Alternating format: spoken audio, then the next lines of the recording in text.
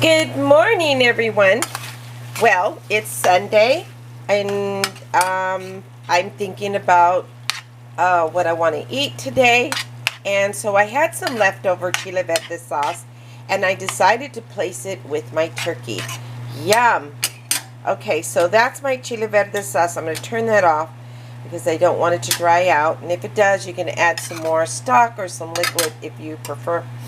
And then I'm making some homemade tortillas early in the morning, and I thought, well, let's make something different and for breakfast, and why not? I mean, it doesn't always have to be eggs and bacon, although that sounds really delicious about right now.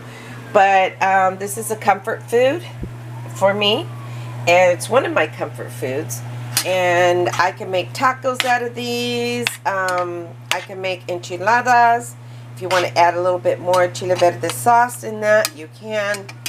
And to make it a little bit more moist. Or you could just have it a burrito, which is what I'm going to do. Have a burrito with chiliverde turkey. Okay, I will talk to you later. Enjoy your Sunday, Monday, Tuesday, or whatever day it is, Saturday, and have leftover chili verde with your turkey. It's a good idea. All right, bye.